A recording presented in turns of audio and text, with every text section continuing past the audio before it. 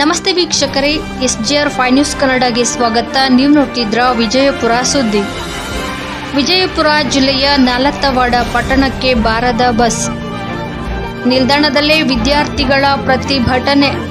ಸಮಯಕ್ಕೆ ಸರಿಯಾಗಿ ಬಸ್ ಓಡುತ್ತಿಲ್ಲ. ಅತ್ತ ಕಾದು ಬಸ್ ನಿಲ್ದಾಣದಲ್ಲೇ ಪುಡಾರಿಗಳ ಕಿರಿಕಿರಿ ತಾಳಲಾಗುತ್ತಿಲ್ಲ ಎಂದು ಆಕ್ರೋಶಗೊಂಡ ಬಿಜ್ಜೂರು, ಲೋಟಗೇರಿ ಹಾಗೂ ಗಾಳಪೂಜಿ ರಕ್ಕಸಗಿ ಗ್ರಾಮದ ವಿದ್ಯಾರ್ಥಿಗಳು ಸ್ಥಳೀಯ ಬಸ್ ನಿಲ್ದಾಣದಲ್ಲಿ ಪ್ಲಾಟ್ಫಾರಂಗಳಲ್ಲಿ ಪ್ರತಿಭಟನೆಗೆ ಕುಳಿತ ಘಟನೆ ನಡೆಯಿತು. ಸುಮಾರು ವರ್ಷಗಳಿಂದ ಸರಿಯಾದ ಸಮಯಕ್ಕೆ ಬಸ್ಗಳನ್ನು ಓಡಿಸದೆ ಮನಬಂದ ಸಮಯಕ್ಕೆ ಓಡಿಸಲಾಗುತ್ತಿದೆ. ಹೀಗಾದರೆ ಮನೆಗಳಿಗೆ ತೆರಳಿ ಅಭ್ಯಾಸ ಮಾಡುವುದಾದರೂ ಹೇಗೆ?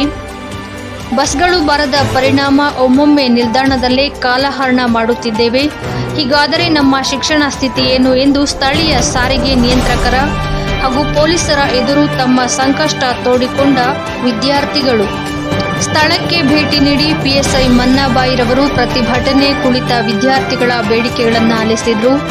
ಬಸ್ ಓಡಿಸುವವರೆಗೂ ಸ್ಥಳ ಬಿಟ್ಟು ಕದಲಲ್ಲ ಎಂದು ವಿದ್ಯಾರ್ಥಿಗಳು ಪಟ್ಟು ಹಿಡಿದಿದ್ರು. ನಂತರ ಸಾರಿಗೆ ನಿಯಂತ್ರಕರ ಜೊತೆ ಚರ್ಚಿಸಿದ PSI ಮನ್ನಾಬಾಯಿರವರು ಸ್ಥಳದಲ್ಲೇ ಬೇಡಿಕೆಗೆ ಈಡೇರಿಸಿದ್ರು. ಮಧ್ಯಾಹ್ನ 1:30ಕ್ಕೆ ಹಾಗೂ ನಂತರ 2:30ಕ್ಕೆ ಬಸ್ ಓಡಿಸುವಂತೆ ವ್ಯವಸ್ಥೆಯನ್ನ ಮಾಡಿದ್ರು. ನಂತರ ವಿದ್ಯಾರ್ಥಿಗಳ ಪ್ರತಿಭಟನೆ ಹಿಂಪಡೆಯುತ್ತಿದ್ದಂತೆ ಆಗಮಿಸಿದ ಬಸ್ನಲ್ಲಿ ಪ್ರಯಾಣಿಸಿದ್ರು. ಶಕ್ತಿ ಯೋಜನೆ ಜಾರಿಗೊಂಡ ನಂತರ ಸಮಯಕ್ಕೆ ಸರಿಯಾಗಿ ಬಸ್ಗಳು ಓಡುತ್ತಿಲ್ಲ. ಮನ ಬಂದಂತೆ ಬಸ್ ಓಡಿಸಿದ್ರೆ ಮಕ್ಕಳ ಗೋಳು ಕೇಳುವವರು ಯಾರು? ಇನ್ನು ಮುಂದಿನ ದಿನಗಳಲ್ಲಿ ಇದೇ ರೀತಿ ಬಸ್ಗಳ ಅವ್ಯವಸ್ಥೆ ಮುಂದುವರೆದರೆ ಹೋರಾಟ ಮಾಡಬೇಕಾಗುತ್ತದೆ ಎಂದು ದಲಿತ ಮುಖಂಡರಾದ ಯಲ್ಲಪ್ಪ ಛಲವಾದಿ, ನಾಗಪ್ಪ ಮಾದರ, ಮೌನೇಶ ಮಾದರ ಎಚ್ಚರಿಕೆಯನ್ನ ನೀಡಿದರು. ವರದಿ ಬಸವರಾಜ್ ಕವಡಿಮಟ್ಟಿ, SGR 5 ನ್ಯೂಸ್ ಕನ್ನಡ, ವಿಜಯಪುರ.